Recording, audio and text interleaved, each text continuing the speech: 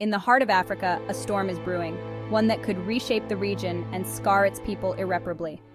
I'm talking about Sudan, specifically the escalating crisis in el-Fasher. This isn't just news, it's a desperate cry for attention from a region on the edge of catastrophe. In Sudan, the long-standing tensions have erupted into a full-blown civil war, pitching the Sudanese army against the paramilitary Rapid Support Forces, or RSF. But the conflict isn't confined to the battlefield. It's spilling over into villages, into homes, affecting real people, mothers, fathers, children.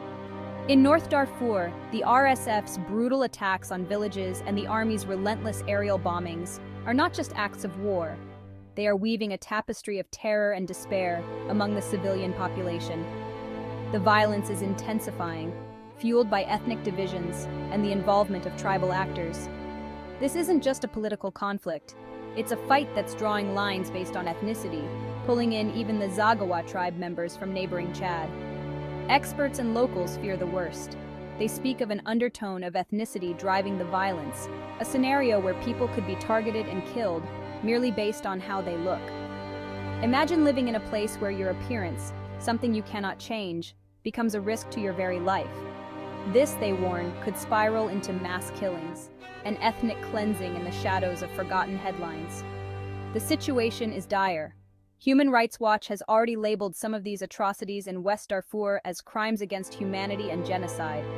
The RSF and allied militias have been accused of mass torture, rape, and looting, with thousands reportedly killed in just a few days. The international community's response? It's been tepid. An arms embargo that should have shielded the civilians was never enforced.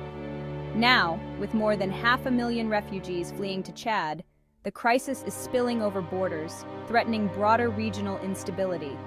The worst part? The world isn't paying enough attention. As the UN Security Council and various governments slowly wake up to this looming disaster, the atrocities in El Geneina serve as a grim reminder of what could come if decisive action isn't taken.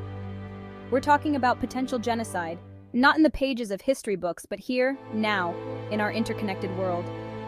For those of us watching from afar, it's easy to feel powerless, but awareness is the first step towards change. By shining a light on these dark corners of human suffering, by refusing to let these stories fade into the background, we contribute to a global call for justice and peace. It's time to act, not just watch. Because in the end, these aren't just Sudanese lives, they're human lives, just like yours and mine. Thank you for listening. Please, don't let this be just another story you scroll past.